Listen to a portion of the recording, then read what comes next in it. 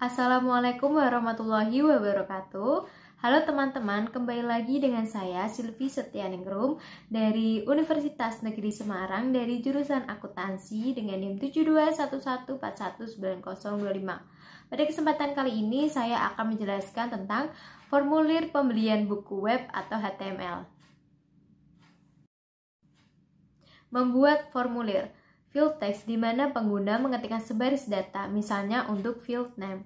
Yang kedua, menu drop down digunakan untuk mengombinasikan jawaban yang akan ditanyakan dalam tempat kecil di halaman web. Contohnya, what course are you taking? Yang ketiga, tombol radio menampilkan semua pilihan kepada pengguna dalam satu tampilan. Contohnya, what type of book do you prefer?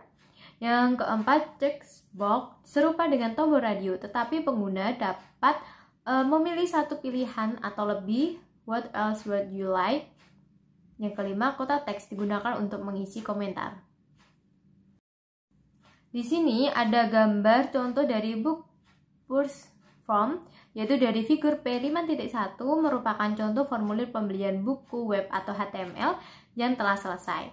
Terdapat 5 teknik umum untuk mencatat informasi. Yang pertama adalah field text, yang kedua adalah tombol radio, yang ketiga adalah kotak cek, yang keempat adalah drop down, dan yang kelima adalah kotak teks.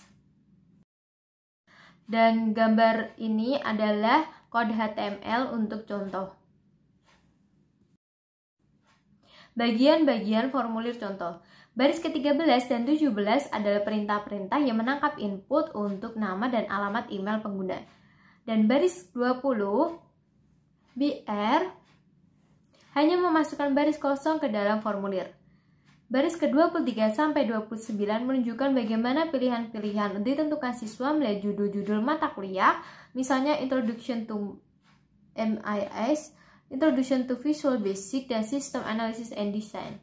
Ketika siswa memilih salah satu pilihan ini, maka formulir akan mengirimkan nilai yang terkait dengan pilihan tersebut. Nama field pilihan tercantum pada perintah selection, tetapi nilai yang terkait dalam field tersebut dihasilkan oleh perintah option.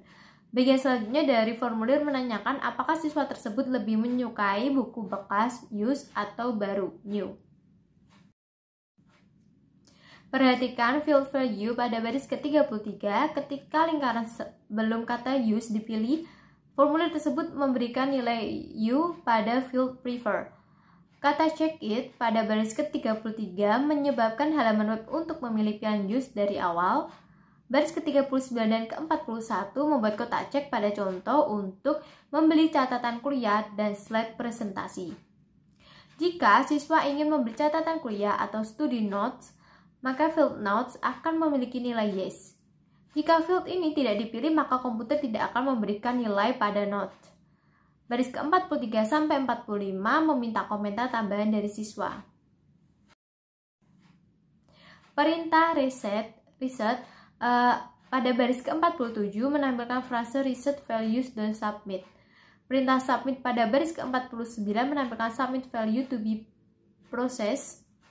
Dua baris terakhir berisikan perintah, dan ini ada kodenya ya. Sangat penting dilakukan sehingga browser web dapat menerjemahkan halaman web dengan benar. Menyimpan contoh. Menyimpan contoh Anda harus menyimpan dokumen ini sebagai file HTML. Jenis setelan dokumen awal di Notepad adalah dokumen, teks, dan eksistensi file TXT secara otomatis akan ditambahkan ke nama file. Jika file tersebut disimpan dalam bentuk teks, browser web tidak dapat menerjemahkan jenis dokumen teks. Masukkan nama file seperti book.htm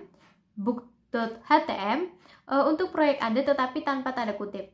Jenis file yang dipilih yaitu save as tab. Haruslah all files dan pengodean harus diset ke ANSI atau ANSI. Jika Anda tidak memilih all files sebagai jenis file, maka halaman web bisa jadi tidak akan bekerja. Dan lebih parah lagi, eksistensi TXT akan ditambahkan pada akhir nama file Anda.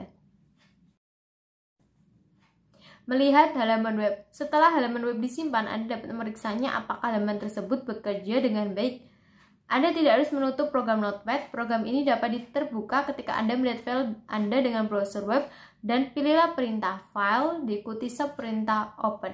Ketikkan nama file atau browse untuk mencarinya dan ketiklah tombol OK. Halaman web akan muncul di browser. Dan jika Anda membuat beberapa perbaikan, pilihlah editor Notepad lagi. Editlah kode HTML dan simpanlah dokumen tersebut. Dan setiap kali menyimpan file HTML menggunakan Notepad, pastikan jenis file adalah all files. Buka lagi browser dan pilih view diikuti subperintah reverse. Sekian penjelasan dari saya. Terima kasih dan semoga bermanfaat. Wassalamualaikum warahmatullahi wabarakatuh.